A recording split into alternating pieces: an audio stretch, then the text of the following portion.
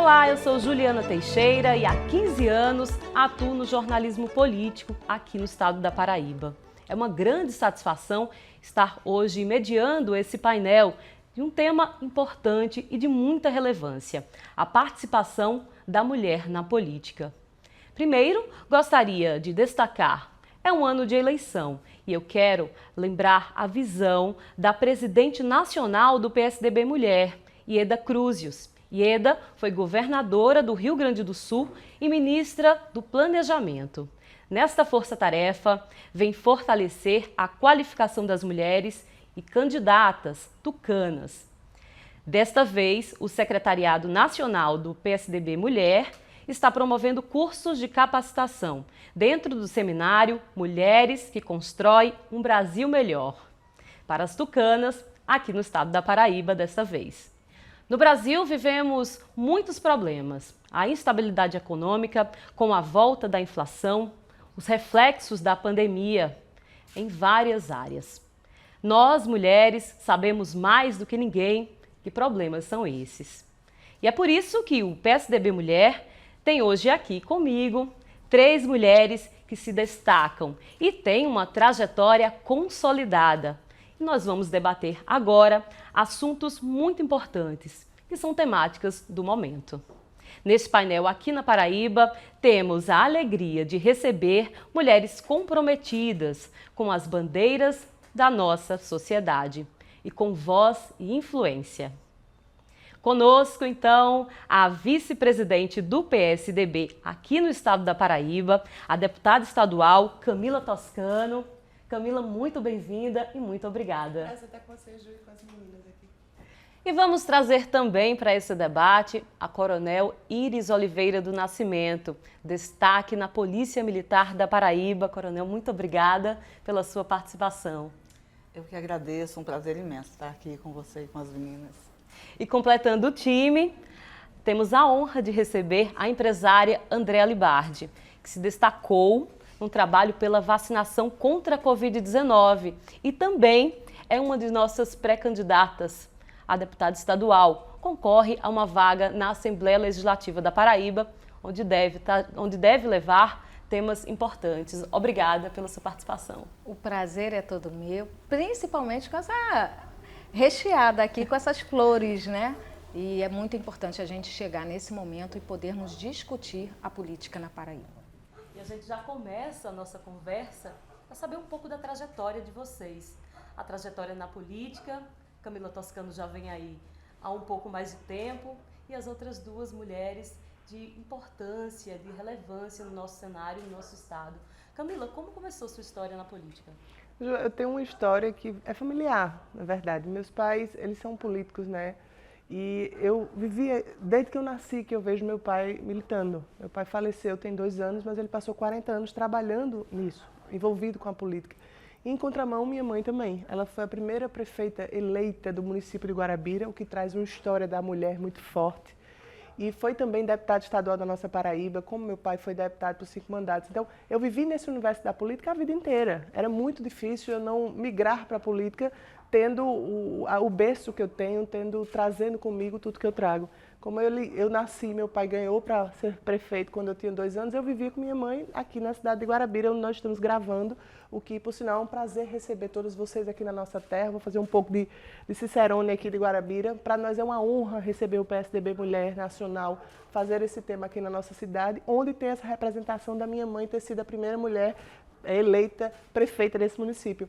Então, para mim, era praticamente impossível não entrar nesse universo, porque eu sempre participei das campanhas eleitorais e sempre fui filiada ao PSDB. Em 2014, por questões locais, políticas locais, minha mãe estava filiada em outro partido e acabou que não ia ter a legenda para ser candidata, e eu acabei sendo candidata para representar o nosso PSDB, o nosso grupo do PSDB, e fui eleita deputada estadual em 2014.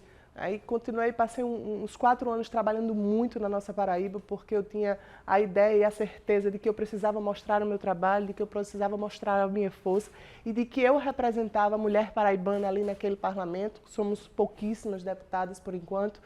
E eu continuei trabalhando e buscando a minha reeleição. Em 2018 fui reeleita e agora estamos aí na iminência de uma nova campanha, mas sem dúvida nenhuma, uma outra postura, um outro pensamento e uma outra responsabilidade hoje. Eu tenho outro pensamento sobre a política que ao longo dessa força-tarefa a gente vai poder conversar um pouco, eu vou poder trazer um pouco do que eu penso, da experiência que eu tenho. Então, no meu caso, muito embora para alguns seja pejorativo até falar eu venho de família de políticos, no meu caso é o maior orgulho que eu tenho pela história do meu pai, pela história da minha mãe, quando se pesquisa o que eles fizeram. Meu pai, como eu disse, faleceu tem 2 anos, mas foi um homem íntegro, que fazia a política de forma séria.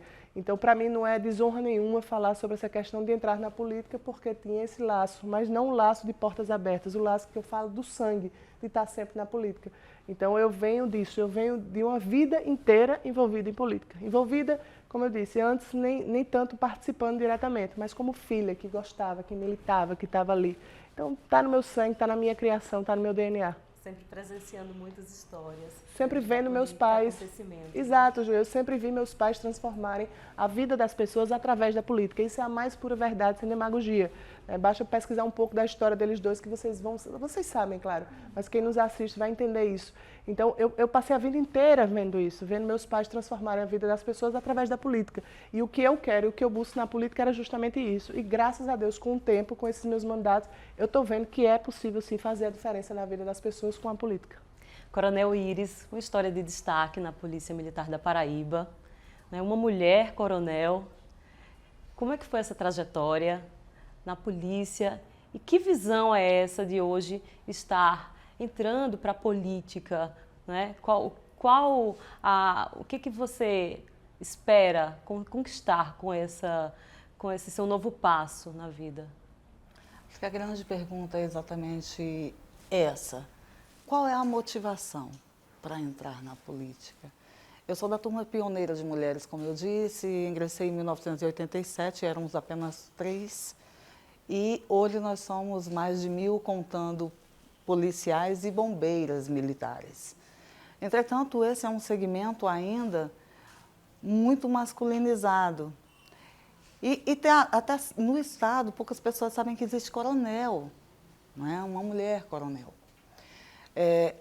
O segmento das mulheres militares é um segmento que a Polícia Militar atua para proteger, para defender, mas ainda há muito pouco instrumento de proteção e de defesa dessas mulheres, é importante dizer, né? Eu milito nessa área de gênero, embora sem consciência disso, ainda desde criança, quando eu não aceitava para mim aquele papel que me colocavam, que me era destinado. Eu sempre entendi que a mulher precisa ir muito mais além. Nós temos que ocupar esse espaço, os espaços de decisão. Nós precisamos lutar, essa luta não é fácil. Não é fácil, ninguém disse que é fácil. Mas nós precisamos lutar, porque as coisas não se fazem sozinhas. Então essa é a minha motivação de estar na política. De tentar entrar, de querer entrar. É meu desejo, é o meu propósito, é o que me move, porque, como disse a deputada Camila Toscano, é na política que a gente consegue transformar a vida das pessoas. É ali onde a gente consegue contribuir mais, ampliar o nosso alcance no sentido de ajudar e de contribuir. Essa é a minha maior motivação, né? Digo sempre, estou na reserva hoje, eu milito na polícia há 35 anos, estou na reserva há 5 anos, mas não consigo me ver ainda paralisada. Não consigo me ver paralisada, eu sinto a necessidade, o desejo de ajudar as pessoas, de buscar espaço para essas mulheres, porque nós temos que acreditar que nós podemos. Se a política é um ambiente dominado por homens, a polícia então, imagine isso 30 anos atrás. Sim. Como foi essa chegada, como foi essa decisão, como as pessoas encararam, enxergaram essa sua decisão de ir para a Polícia Militar, né? Então, na época, a mulher ingressou na polícia como uma novidade tecnológica, basicamente isso. Não havia sequer um papel definido para ela ainda. Sabe aquela coisa que dá certo em algum lugar e que alguém resolve copiar porque achou bonito, porque achou bacana e trouxe. Então as coisas foram sendo processadas por nós mesmas ali dentro do caminho, né? Havia naturalmente uma resistência cultural muito grande. Eu gosto sempre de narrar um episódio que para mim ele é muito simbólico, né? do cenário que nós tínhamos, do cenário cultural da época. Tinha um subordinado meu que eu mandei que o pessoal entrasse em forma. Em forma é uma formação que se faz das pessoas. E ele não veio, ele respondeu lá onde ele estava. Ele respondeu a chamada de lá. E quando terminou, eu fui lá falar com ele, perguntar por que ele não tinha ido junto com o pessoal. Ele de forma muito ingênua e muito inocente, ele respondeu: olha, a senhora me desculpe, dona Luna, mas eu não recebo ordem de mulher. Não, eu fiquei muito chocada com aquilo, porque na época eu tinha 18 anos, eu era muito menina, era uma menina. Ele era um senhor de 40 anos, né? E eu disse, meu Deus, o que eu faço? Que a gente aprende, vai lá, faz um documento, é punição. E naquele momento eu tive muita sensatez, que Deus às vezes nos inspira muito e nos dá sabedoria. E eu fiquei o restante do serviço trabalhando com ele. Isso foi muito importante para mudar a nossa receptividade, o nosso acolhimento dentro do quartel. Porque ele próprio disseminou isso, porque ele ficou trabalhando 24 horas comigo e a gente foi trocando ideias. E no final do serviço ele estava meu amigo e quando ele faleceu nós éramos muito amigos de eu visitar a casa dele e ele me ajudou muito nesse processo de transformação dentro dos quartéis. Incrível a história. Andréia, empresária, atuante no ramo de comunicação aqui no estado da Paraíba. E resolveu, durante a Covid-19, né, durante a pandemia, sair da zona de conforto. Exatamente. E aí eu vou me apresentar. Quem é a Andréia? A Andréia Libardi é esposa do Wagner, mãe de 3 tesouros, né? Como você disse, você me conheceu na área de comunicação. Durante 30 anos eu fui do corporativo, trabalhava na área de comunicação. Aos 50 anos, a convite do meu marido, eu mudei de ramo e fui para o turismo. Hoje eu sou empresária na área do turismo. Tenho um receptivo na Paraíba, né? E sou líder do Grupo Mulheres do Brasil aqui no estado, né? Então, em 2017 eu conheci o Grupo Mulheres do Brasil. Eu sou voluntária há muitos anos, sempre trabalhei em alguma área, né? E ali eu me encontrei. Ali eu soube que ali eu era a cidadã atuante. Eu não ficava só atendendo o assistencialismo, que era uma coisa que me incomodava. Eu era voluntária, fazia um trabalho assistencialista, mas você não vê diferença nisso, né? E dentro do Grupo Mulheres do Brasil, eu pude conhecer outras mulheres. Hoje nós somos 104 mil mulheres. Nós estamos em todas as capitais do Brasil e em todos os continentes. Então, a maior democracia que eu encontrei foi dentro desse grupo, né? E atuando nele, né, sendo a líder fundadora aqui, uma das líderes fundadoras, né, nós fomos 2 fundadoras, eu comecei a trabalhar a violência contra a mulher. Nós temos dentro do grupo 22 causas. E dentro dessas causas, eu comecei no combate à violência contra a mulher, o empreendedorismo, a saúde, a educação, a inclusão da pessoa com deficiência, o Vozes, que é trazer vozes. Isso que nós estamos fazendo aqui, nós fazemos lá para inspirar os jovens, para inspirar os alunos das escolas públicas, para trazer, sabe, todo mundo para a realidade que eles podem conquistar. Então, isso me motivou. Isso me motivou a trabalhar cada vez mais. Eu já vinha fazendo esse trabalho, né, dentro do combate à violência contra mulheres. A gente faz um acolhimento com mulheres que estão em vulnerabilidade e a gente dá a elas oficinas profissionalizantes, ensinamos elas a criar um negócio e a partir daí você vê o desenvolvimento. É o que a Camila falou. Quando você trabalha políticas públicas e você vê a transformação na vida das pessoas, você vê que a política é o caminho. E uma das coisas que eu mais falo para todas essas mulheres é: viva a política. Você nasce, registra o seu filho, você hoje tem um registro, já sai da maternidade, porque houve uma lei que foi criada para isso. Quando você morre e você perde um ente querido, você recebe um atestado de óbito. Então, quando você nasce e quando você morre, você tem, nesse período todo, a política regendo a sua vida. né? E por que que nós, que temos a política sendo regida na nossa vida, não participamos dela? Né? Então, nós precisamos ocupar esse espaço. E aí, durante a pandemia, né, já fazendo todo esse trabalho do Mulheres do Brasil, a gente se preocupou em primeiro lugar, né? A gente achou que não ia demorar tanto tempo, então vamos ver no que podemos ajudar. Fizemos máscaras, distribuímos máscaras para a população, né? Depois a gente viu que estava se prolongando muito. E aí qual foi a realidade que bateu à nossa porta, que bateu na cara de todos nós?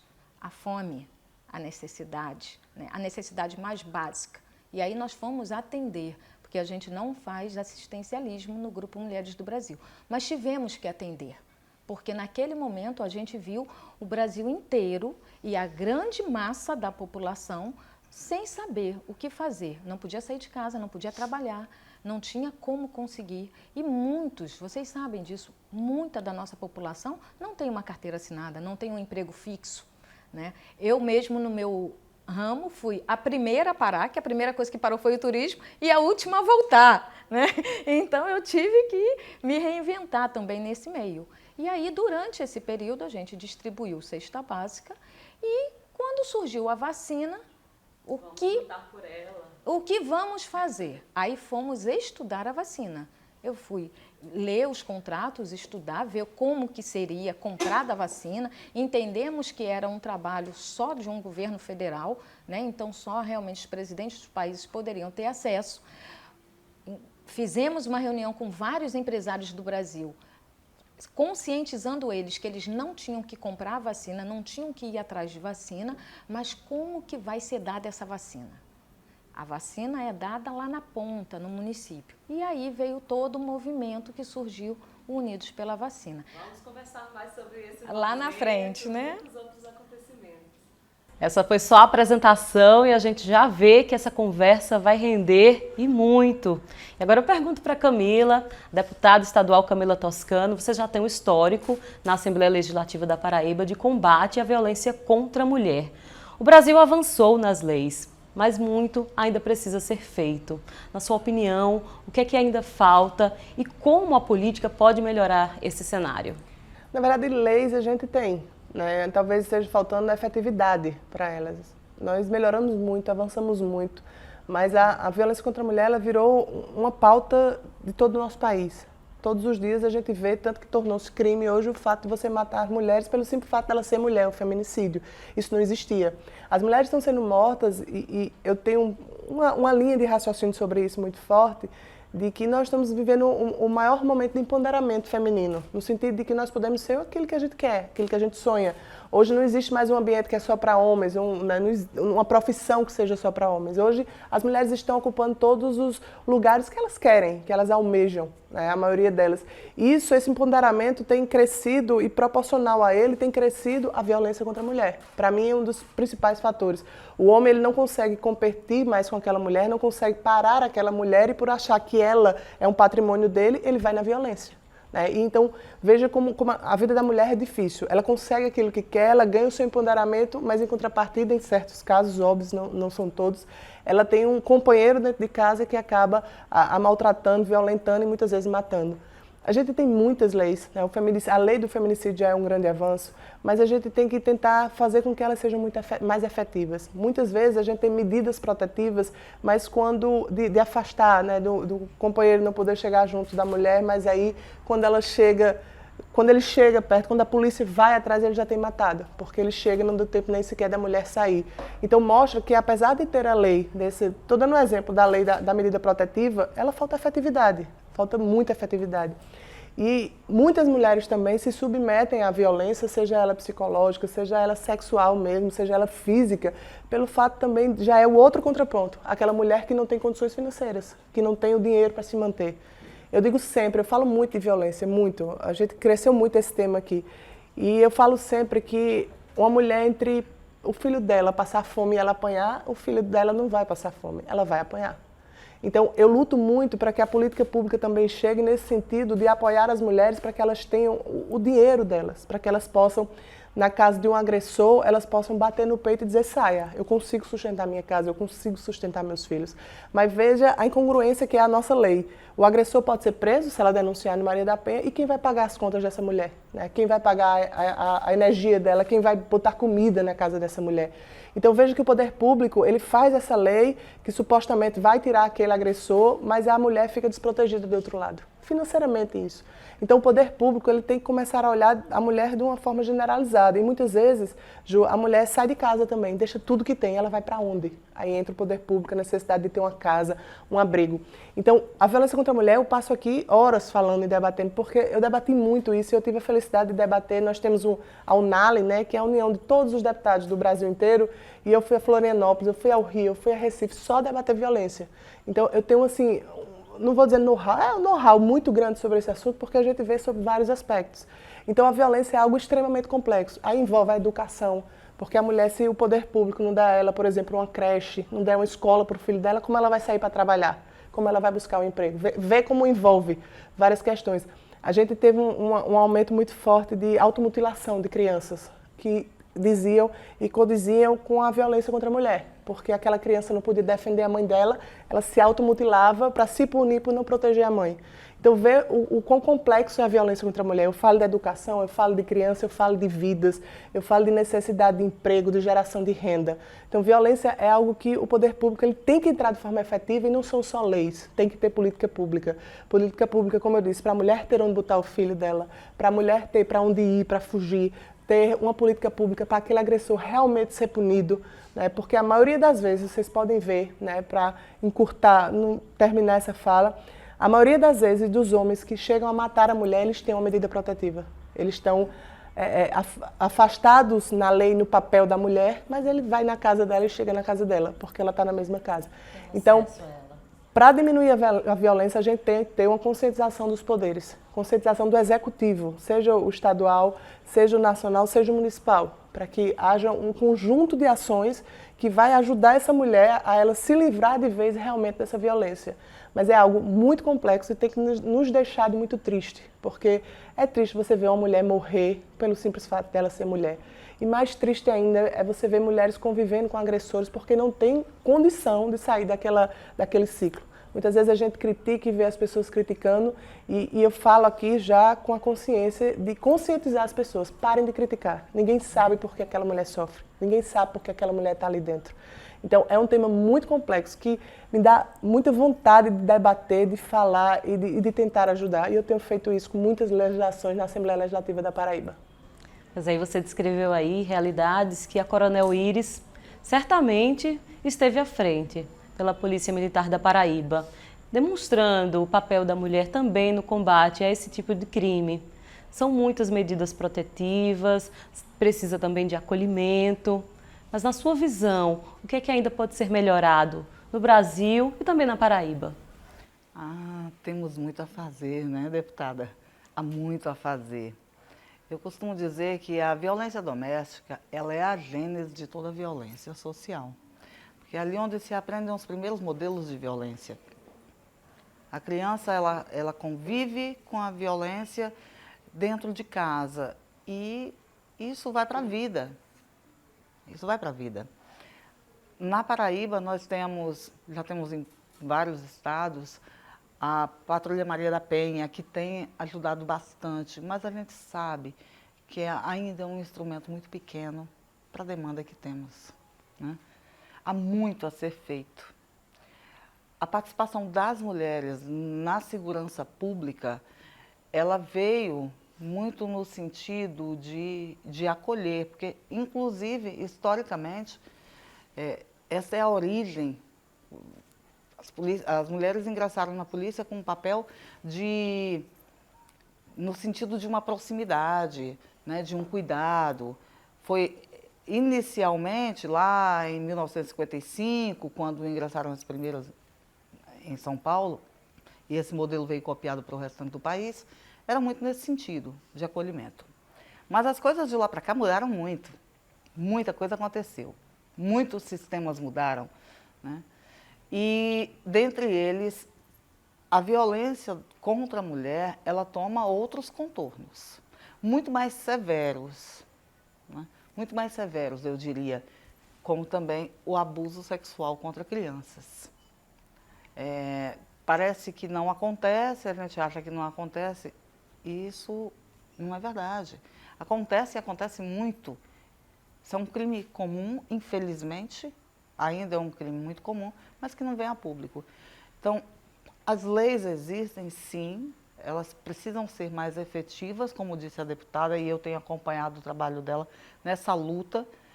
Não poucas vezes nos encontramos por aí, nas rondas da Maria da Penha, mas há muito ainda que precisa ser feito no sentido de políticas públicas, porque se o Estado não der, né, não prover cidadania e dignidade para essas famílias, o rompimento com o ciclo da violência é difícil, né? Então, as políticas públicas, elas são essenciais. Então, há muito a se fazer no país, há muito a se fazer no nosso estado. As mulheres ainda somos maioria na nossa população brasileira, mas ainda somos vítimas de inúmeros problemas, violência física, violência moral, violência sexual, preconceitos de vários tipos, diferenças de salários, né? Precisamos estar sempre provando para se tornar credenciadas a estar em determinados espaços. Estamos aqui nesse seminário maravilhoso, é uma prova disso, estamos aqui lutando e é uma iniciativa louvável no sentido de promover essa equidade, porque eu entendo que uma sociedade, para que ela seja verdadeiramente livre e justa, ela tem que trabalhar com equidade. É um primeiro sentido. Então, a violência contra a mulher é um mal que nós precisamos superar e nós temos muito a fazer. Muito já foi feito, avançamos muito, temos muitos avanços, sem dúvida nenhuma, mas há muita coisa a ser feita ainda. Quando se tem uma mulher à frente, tomando representatividade, isso é muito mais possível, né? Sim, e é importante a gente dizer, é importante você destacar isso, porque se nós observarmos a história da sociedade, das instituições, nós vamos observar que as políticas de atenção para a violência contra a mulher, para políticas públicas, elas ganharam vez e voz quando tinham mulheres à frente. Isso é importante, é bom a gente ver isso, é bom a gente olhar para trás e observar que a Maria da Penha, a Lei Maria da Penha, que é uma lei de referência, ela veio quando? Ela veio quando uma mulher, vítima de violência, ela lutou, ela foi atrás, e mulheres que estavam em determinados postos de poder deram acesso a ela. Então, isso é muito importante, visibilizar essas questões. Por isso, é tão importante, tão fundamental a participação das mulheres nos espaços estratégicos de poder, nos espaços legislativos, em todas as esferas de poder. Verdade. Andréia, pelo Mulheres, pelo Brasil, principalmente agora durante a pandemia, a gente percebe que a violência contra a mulher tomou rumos e aumentou bastante. Essa foi uma realidade que você também acompanhou de perto. Como é que a gente observa esse cenário agora, nesse processo de pós-pandemia, o que pode ser feito para ainda assim tentar lutar contra esse cenário? Nós vimos esse cenário aumentar em todo o mundo. Foi incrível o quanto que a violência contra a mulher foi generalizada. Você não tinha um país de primeiro mundo, segundo mundo, terceiro mundo, não. Você tinha violência, você tem a violência contra a mulher, assim, muito arraigada. Então, nós vemos a cultura machista, eu corroboro com a fala da deputada Camila Toscano, porque essa é uma realidade que a gente vive dentro do grupo, né? Já que a nossa bandeira é o combate à violência contra a mulher, todos os núcleos têm que ter, obrigatoriamente, esse comitê, para vocês terem noção da importância e da relevância que é o combate à violência. E aí a gente se deparou com este aumento, né? As mulheres estavam convivendo com os seus algozes, os agressores estavam dentro de casa e elas não tinham nem como fugir. né? Então, é algo que, conforme as meninas falaram, o poder público, ele tem a responsabilidade, mas nós trouxemos ao empresariado o público-privado, a responsabilidade de todos, né? Então, nós começamos a conscientizar as empresas de que elas também precisavam assumir a responsabilidade sobre essa mulher, essa sua funcionária, né, essa sua colaboradora, de que ela precisa do auxílio dessas empresas. Então, isso para a gente tem sido muito importante. Esse trabalho público-privado é que, quando a gente conseguir disseminar isso pelo Brasil, e a Paraíba tem feito um trabalho muito bom, a gente tem políticas públicas para mulheres que são referência. Cada vez que eu paro para contar todas as ações que nós temos aqui no estado, os outros estados querem conhecer. Então, eu vejo muito, como a Camila falou, quando uma mulher é morta, você tem toda uma família, toda uma estrutura ali que é destruída. Tanto a dela, quanto do homem que agrediu. Você tem os filhos, você tem uma herança de violência, né? Então, quando você traz isso para a sociedade se responsabilizar, seja ela, né, dentro do poder público, seja ela dentro do privado, a gente consegue começar a mudar essa realidade e trazer a responsabilidade para todos. Eu acho que isso deve ser debatido sim, a gente deve ensinar sim aos nossos filhos e filhas respeito, educação, equidade de gênero desde sempre. A gente vai mudar, gente, mudando as gerações, tá? Nada acontece da noite para o dia, a gente sabe disso.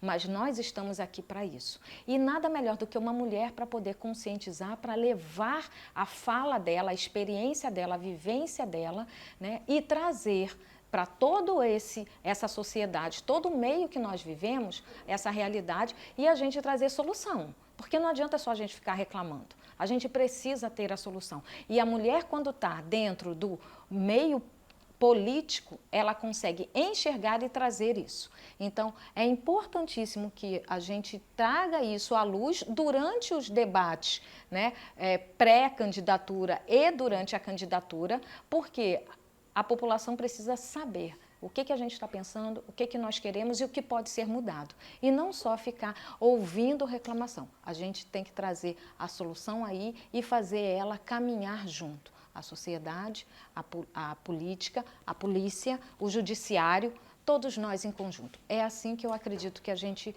vai conseguir dar um passo a mais aí. Sem dúvidas, essa é uma luta de todos, todas, principalmente de nós, mulheres, a luta pelo fim da violência contra a mulher.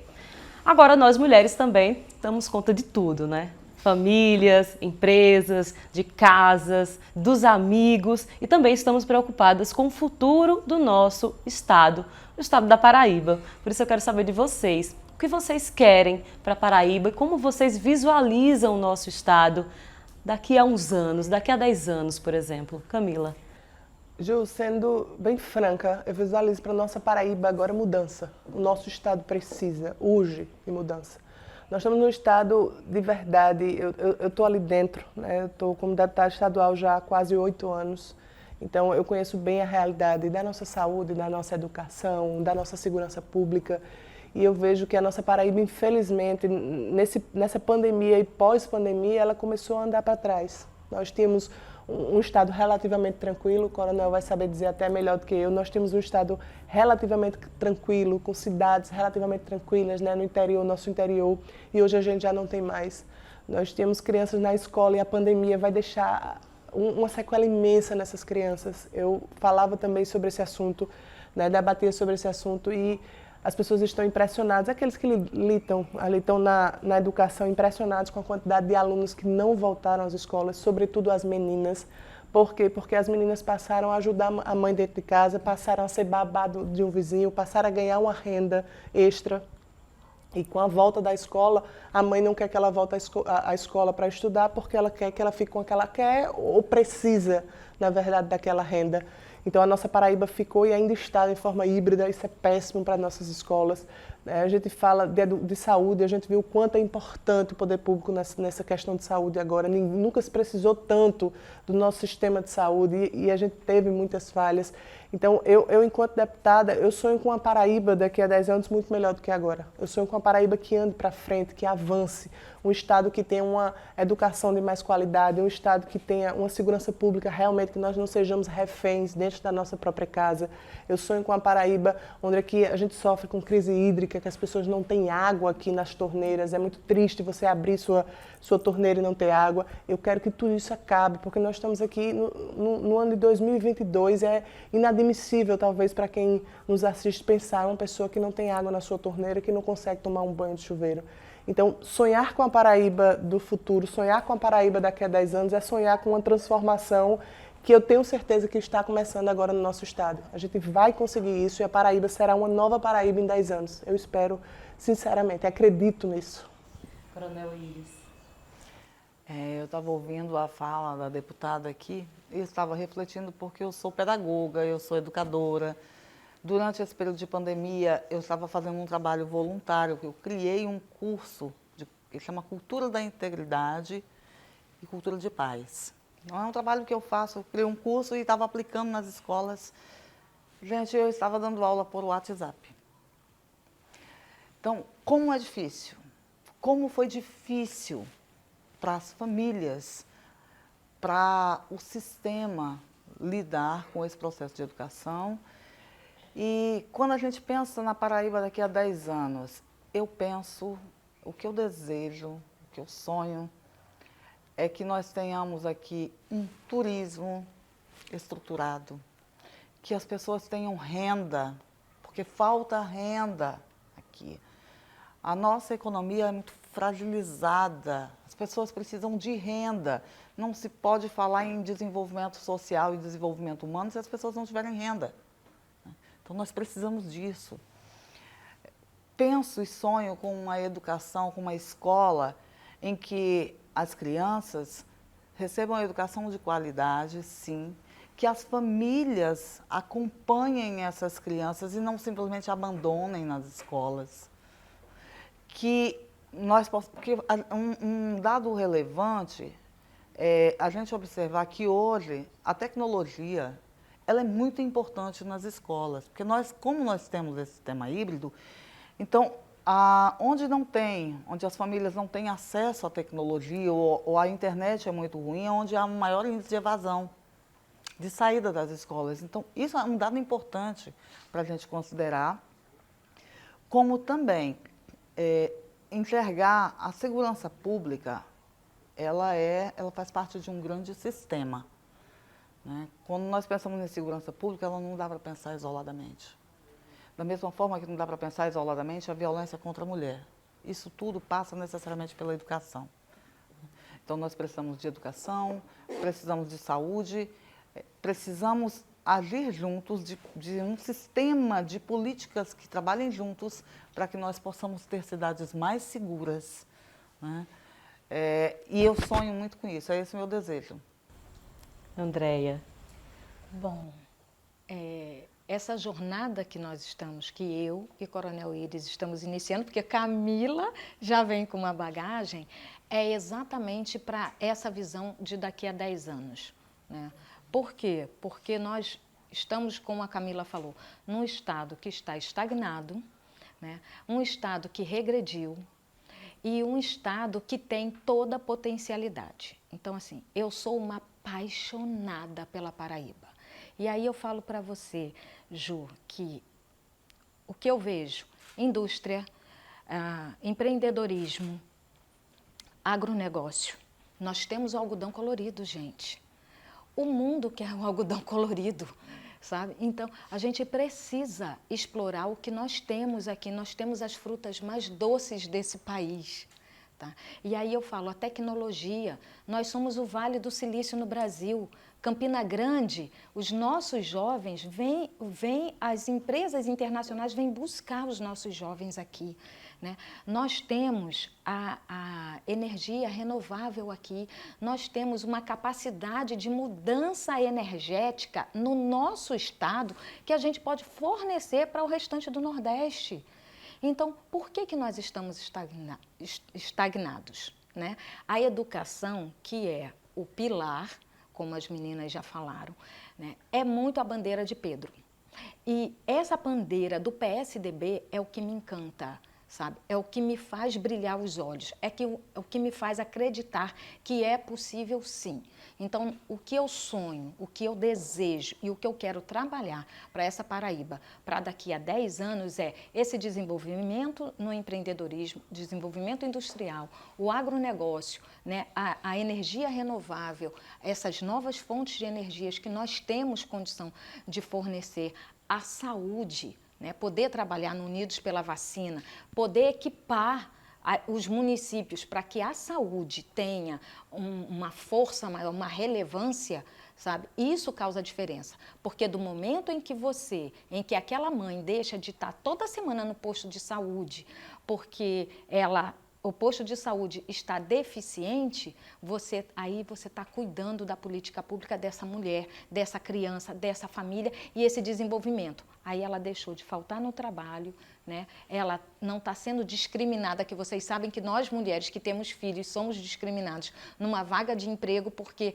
existe essa possibilidade. Então, quando você cuida da saúde, você cuida da educação e você tem todo esse lado de desenvolvimento, de emprego e renda, você tem um estado salutar, você tem um povo feliz, tranquilo. E nós temos uma capacidade de turismo que é fantástica, sabe? Não é só pelas praias. As pessoas olham e falam assim, olha, a Paraíba tem praias maravilhosas. Tem sim, tem o maior prazer, o maior orgulho de contar, de levar, de mostrar e de passear. Mas a gente tem toda a região da Paraíba, do litoral ao sertão, com um potencial turístico para ser explorado fantástico.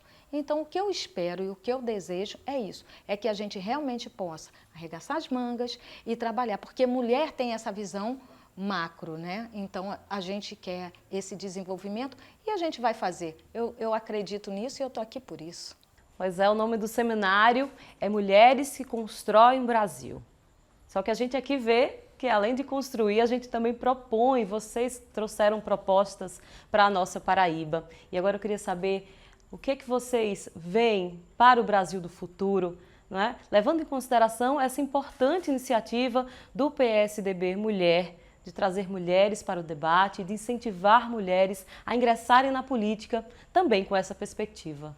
Primeiro, Ju, eu tenho que enaltecer aqui o trabalho que o PSDB faz, sobretudo o PSDB Mulher, para nós. A nossa presidente Ieda faz um excelente trabalho. A nossa querida Iraê, aqui na Paraíba, é uma defensora dessa participação da mulher. Nós estamos no ano de eleição e eu digo sempre, muitos partidos vão nesse momento desesperados buscando mulheres para preencher cotas que nós temos. E o nosso partido não, ele vai ao longo dos anos preparando, trabalhando, incentivando mulheres a participar. Nós estamos fazendo aqui um debate, mas amanhã na nossa Guarabira nós vamos ter um evento para incentivar e estimular mulheres a serem candidatas, se não agora, nas eleições que teremos daqui a 2 anos, que passam super rápido, né? Então o PSDB é um exemplo de partido para mulheres. Quando eu visto a camisa literalmente de mulheres na política é porque eu acredito, e se eu estou no PSDB hoje é porque eu acredito na política que o PSDB faz para as mulheres. E a participação das mulheres na política, o crescimento das mulheres na política é o que eu quero para o nosso país. A gente precisa de mais mulheres. Vou puxar, a gente tem várias coisas para ajeitar no nosso país, a economia do nosso país está indo de mal a pior, infelizmente. Pós-pandemia, o Brasil vive um momento onde as coisas estão extremamente caras, onde as pessoas estão cada vez mais pobres, as pessoas estão cada vez com menos poder aquisitivo do básico, não é nem o luxo, o básico. Então, é um país que precisa virar uma chave e tentar se reerguer pós-pandemia. E eu penso que as mulheres na política, lá ocupando seus espaços, sejam aqui, né, na nossa Assembleia, ou seja na Câmara Federal ou no Congresso, a gente vai ajudar muito a pensar nessas políticas públicas, nas políticas de retomada, nas políticas voltadas para as mulheres. Eu tenho isso como um mantra na cabeça de que se a gente não colocar mulher na política, a gente vai ter cada vez menos direitos, porque só nós conseguimos pensar naquilo que a gente precisa. Eu não vou conseguir ter a sensibilidade de um homem para uma lei que vai beneficiar uma mulher. Então, o que eu quero para o meu país são mais mulheres envolvidas na política, mais mulheres militantes, mais partidos como o nosso, fazendo cada vez mais trabalho nesse sentido, levando né, o conhecimento do PSDB para as bases, para as cidades, trazendo aqui para a nossa região, para a nossa Paraíba, isso é muito bacana. Então, o Brasil da manhã que eu quero, sem dúvida nenhuma, é um Brasil que volte para o eixo, no sentido de economia volte, que a gente volte a gerar emprego e renda, para que as pessoas voltem a ter dignidade. Muitas vezes as pessoas falam, estão dando cesta básica, estão dando isso e aquilo. As pessoas não querem só isso. As pessoas querem dignidade e vão conseguir com geração de emprego e renda. Então, eu queria que o país tivesse de novo isso, que voltasse a ter emprego, voltasse a ter renda, que as pessoas voltassem a ter educação de qualidade e que a gente tivesse mais políticas públicas e com a acessibilidade da mulher. Então, eu envolvo o sonho do meu país, de um país melhor, sem dúvida nenhuma, com mais mulheres na política. Coronel Iris balançava a cabeça, sorria, concordava, agora com essa fala, né? Isso, eu estava ouvindo aqui, porque eu penso exatamente, esse projeto de um país melhor não tem como passar que não seja por uma ampliação da participação das mulheres no cenário da política, porque essas mulheres precisam estar neste espaço para sensibilizar as causas, para que elas se motivem, porque, como eu disse antes, muitas coisas engajaram e andaram a partir da ocupação, né, de determinados cargos por mulheres. E eu parabenizo o PSDB e eu quero deixar isso muito registrado, diferente da deputada Camila, eu estou começando, né?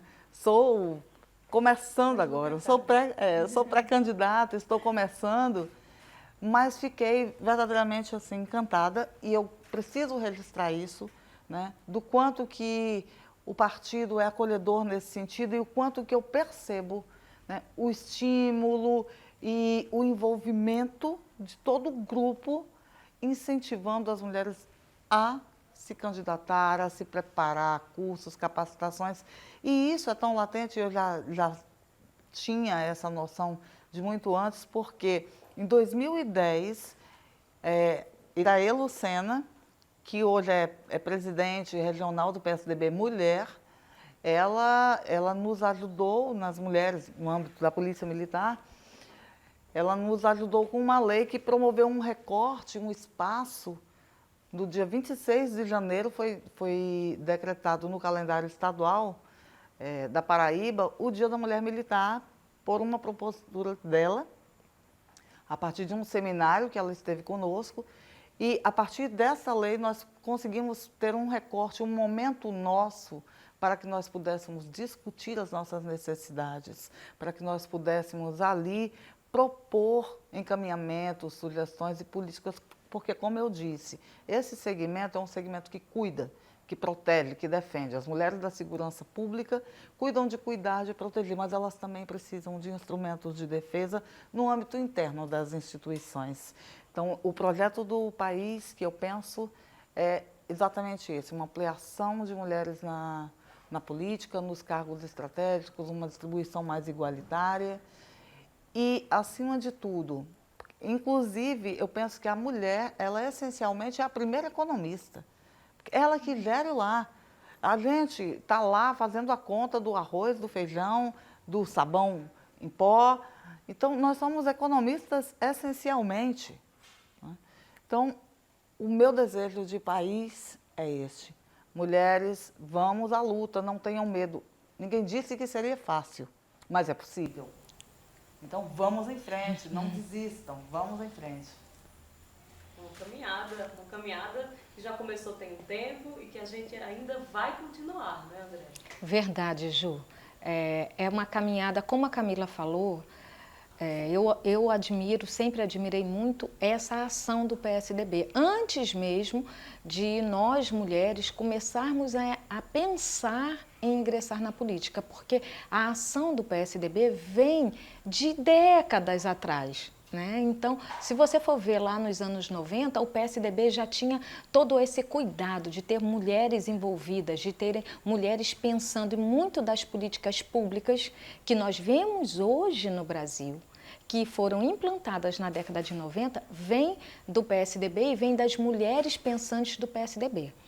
Então, quando eu tive a oportunidade, né, de me ingressar na política como agora pré-candidata a deputada estadual pelo PSDB, eu não poderia ter escolhido a melhor casa, sabe? E me sentir mais à vontade, principalmente pela realidade que nós temos no Brasil, porque hoje nós temos menos mulheres no parlamento. Nós já tivemos um pouquinho mais, hoje a gente tem menos. E nós não queremos 30%, nós queremos 50%. Nós não queremos ser maiores que os homens, nem melhores, a gente quer igualdade, a gente quer equidade, né? Então, para esse Brasil que a gente sonha e que a gente quer com educação, com empreendedorismo, com saúde, com tecnologia, né? Esse Brasil que a gente sabe que tem essa condição de ser um país reconhecido em todo o mundo como uma referência, como o capital que nós temos, seja ele o natural, seja ele o de povo, a gente tem que ter a mulher presente. E o PSDB, assim, arrasta os outros partidos porque ele está anos-luz à frente disso, né? Trazendo a gente para uma realidade, trazendo a gente para a administração, trazendo a gente para a gestão. E isso é importante, né? Então, esse Brasil que nós queremos e que nós sonhamos e que nós quatro estamos aqui corroborando, é o Brasil que a gente não quer um Brasil do futuro, a gente é o Brasil do futuro. A gente só precisa estar lá, estar presente. E nós estamos aqui exatamente isso, evocando a nossa possibilidade de estarmos presentes, de vocês acreditarem, estarem conosco e a gente caminhar. Mulheres fortes, com voz, né, com muita competência e que demonstram aí a capacidade de fazer diferente no nosso estado, no nosso Brasil. Bem, gente, é esse o PSDB Mulher. A gente agradece demais a presença de vocês nesse debate, essa conversa que duraria horas, com certeza, porque nós sim temos muito a corroborar, a incrementar e a propor para o nosso país. A gente agradece a sua participação, Coronel Iris, Camila Toscano, Andréia. E a gente fica por aqui com essa nossa conversa, também lembrando aí a iniciativa, mais uma vez, da presidente do PSDB Nacional, PSDB Mulher, Ieda Cruzius, que teve aí a ideia de rodar o Brasil, levando mulheres para conversar e para mostrarem suas vozes nesse grande projeto. E você também pode acompanhar tanto essa iniciativa desse painel, como outras iniciativas do PSDB Mulher nessa força-tarefa das eleições 2022 pelo site psdb-mulher.org.br. Muito obrigada, muito obrigada.